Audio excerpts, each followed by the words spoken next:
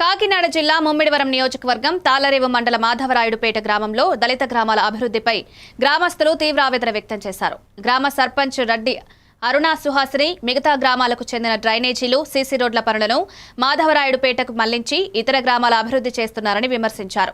గత వైసీపీ ప్రభుత్వంలో కూడా అభివృద్ధి పనులు తక్కువగా జరిగినాయని, ప్రస్తుతం కూటమి ప్రభుత్వంలో కూడా ఎక్కడ వేసిన గొంగలి అక్కడే ఉన్న విధంగా రాజకీయ నాయకులు వివరిస్తున్నారని గ్రామ మహిళలు తీవ్ర స్వరంతో ధ్వజమెత్తారు. వచ్చారు, ప్రభుత్వాలు మారాయి కానీ ఎస్సీ వాళ్ళమనే ఏటో కానీ డ్రైనేజ్ ఇప్పటికి కట్టలేదండి. పోతుంటే ఎప్పుడో మనం చెప్తుంటే వెలిగెత్తున్నారు తప్పించి లేదండి. ఈదంతా కుళాయిలు లేవండి మా ఈదికి, ఈ బైపాస్ కాలనీలో అండి. మాకు ఏంటంటే ఈ డ్రైనేజీ కట్టాలని కోరుకుంటున్నామండి. దేవి, మేము బైపాస్ కాలనీ చివరిని ఇక్కడ ఉంటున్నామండి. అయితే ఇక్కడ డ్రైనేజీ వల్ల మాకు చాలా ఇబ్బందులుగా ఉంటుందండి. పిల్లలకి అనారోగ్యాలు పాలైపోతున్నారు. మేము ఎన్నో పిటిషన్లు పెట్టాము, అయినా పట్టించుకోవట్లేదు.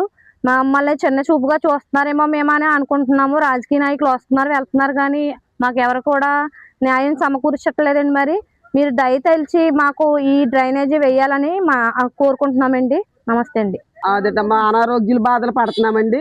మేము ఎన్నో హాస్పిటల్కి వెళ్తున్నామండి. డెంగ్యూ జ్వరం అని, మలేరియా జ్వరం అని ఎన్నో జ్వరాలు వచ్చి మేము చాలా బాధపడుతున్నామండి. దయచేసి మేము ఈ మాటలు చెప్పినందుకు మీరు ఆలకిచ్చి మాకు పంచాయతీ ఉన్నా సచివాలయం ఉన్నా మాకు ఎవరు ఏం చేతలేదండి. ఎంతో మంది మేము ఓట్లేసి నెగ్గించినా మమ్మల్ని ఏం చేతలేండి.